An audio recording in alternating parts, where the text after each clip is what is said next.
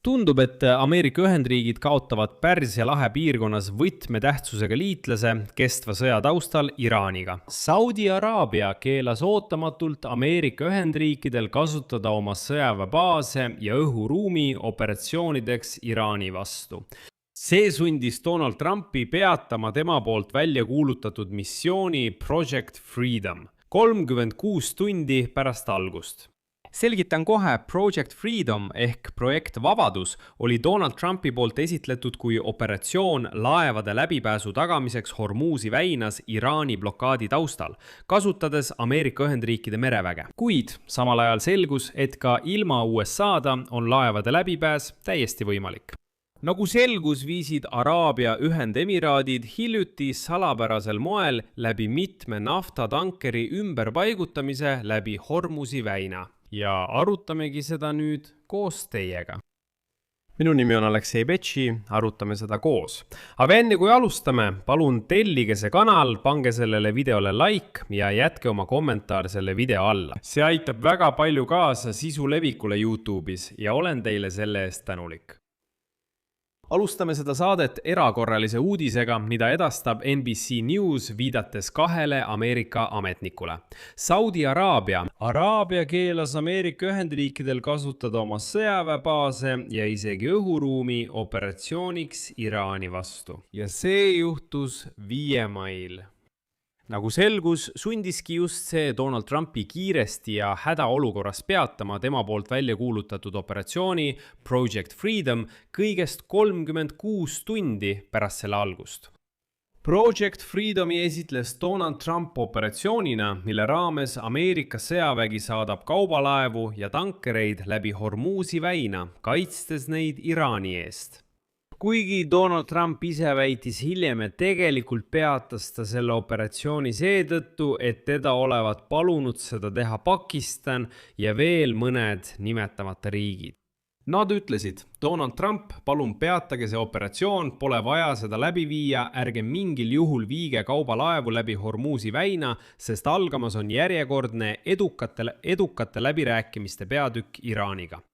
Ja nagu NBC Newsi andmetel teatas Donald Trump ootamatult projekti Vabadus algusest pühapäeva pärastlõunal sotsiaalmeedias. Sellega tabas ta USA liitlased Pärsia lahes ootamatult ja põhjustas juba avalikku ärritust Saudi Araabias.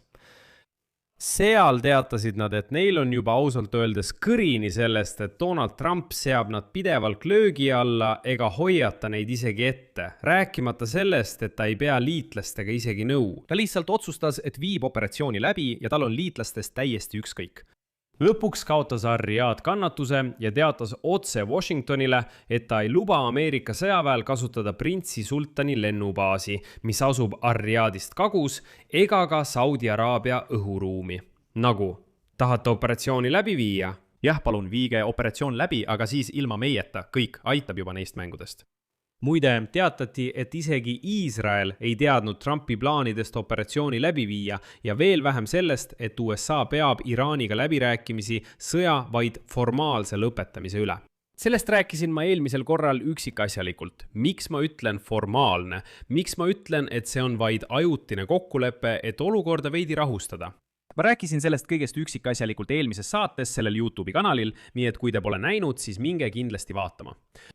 Ja nagu NBC allikad väidavad, ei aidanud telefonikõne Trumpi ja kroonprints Mohammed bin Salmani vahel seda küsimust lahendada. Bin Salman ütles, et ei, meie õhuruumi ja meie baase te enam kasutada ei saa. Selle tulemusena pidi USA president projekti Vabadus pausile panema. Teised USA lähedased liitlased piirkonnas polnud samuti selleks operatsiooniks eelnevalt valmis.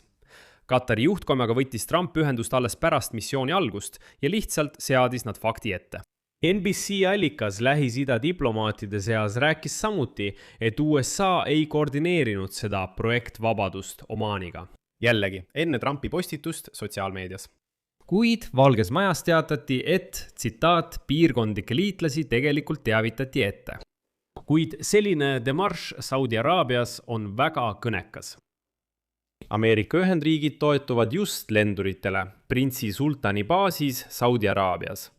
Hävitajad, tankerlennukid ja õhutõrjesüsteemid. Riyadh lubas varem alati kasutada baasi sõjaks Iraani vastu. Samuti andis ta lennukitele õhukoridori.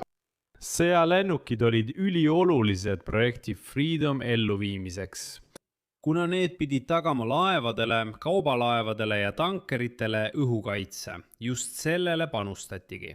Ja kui Saudi Araabia ütles, ei, õhuruum on suletud ja lennukid ei tõuse õhku, ütles Trump järsult, okei, me peatame. Trumpi administratsioon püüab praegu edendada diplomaatilist lahendust sõjale Iraaniga. Ja Iraani välisministeeriumi esindaja Esmail Bagai teatas, et Teheran uurib USA uut rahupakkumist. Trump ise kirjutas veel kolmapäeva hommikul sotsiaalmeedias, et sõda võib lõppeda, kui Iraan nõustub andma seda, milles juba kokku lepiti.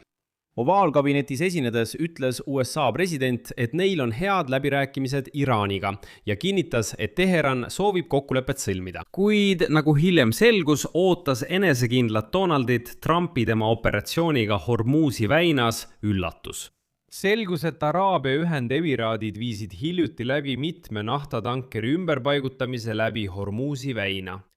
Võimalike Iraani rünnakute vältimiseks olid laevadel välja lülitatud asukohta edastavad transponderid. Kuigi teised Pärsia lahe riigid, Iraak, Kuveit ja Katar, kas lõpetasid ekspordi täielikult, langetasid hindu ostjate meelitamiseks või nagu Saudi Araabia saadavad naftat ainult läbi Punase mere, otsustasid emiraadid riskida. Laevade jälgimise andmete KPLR ja satelliidi andmete analüüsi Sinmax kohaselt suutis riiklik naftafirma Abu Dhabi Nation Orbital Oilco eksportida aprillis vähemalt 6 miljonit barrelit naftat 4 tankeriga Pärsia lahe terminalidest. Märgitakse, et kaubad kas laaditi ümber laevalt laevale ja toimetati seejärel Kagu-Aasia naftatöötlemistehastesse, paigutati ladustamiseks Omaanis või saadeti otse Lõuna-Korea naftatöötlemistehasesse. Ja just üks sellistest tankeritest, mis suundus Lõuna-Koreasse, sattus lõpuks Iraani tule alla. Siis, kui Ameerika Ühendriigid alustasid oma operatsiooni väina blokeeringu lõpetamiseks ja, tõmbasid Iraani liigset tähelepanu. Ehk siis veel kord, Araabia Ühendemiraatidel õnnestus väinast läbi pääseda. Siis ütleb Trump, kuulutage operatsioon välja, aga emiraadid jätkavad oma tankerite saatmist. Ja kui Trump tõmbas tähelepanu, siis see tanker sai ka pihta. Lõpuks sattusid emiraadid pärast seda Iraani massiivse rünnaku alla, kuna viimane sai ilmselt aru, et teda petetakse. Esmaspäeval, Donald Trumpi operatsiooni esimesel päeval süüdistasid Araabia Ühendemiraadid Iraani droonirünnakus tühja naftatankeri Baraka vastu. Seetõttu tekib küsimus, kuidas Pärsia lahe riigid hakkasid suhtuma Donald Trumpi igasugustesse algatustesse ja mida need neile rohkem toovad? Kas kahju või kasu? Siia jätan palju punkte. Kirjutage oma arvamusi ja järeldused selle video kommentaaridesse. Tellige kanal, vajutage kellukesele ja ärge unustage panna laiki. Kui soovite selle YouTube'i kanali tööd toetada, olen selle eest tänulik. Seda saab teha, tehes annetuse allolevate linkide või rekvisiitide kaudu. Selle video kirjelduses valige endale sobiv toetamise viis. Olen teie toetuse eest tänulik. Või kasutage ekraanil olevat QR-koodi. See on kõige lihtsam viis selle kanali töö toetamiseks.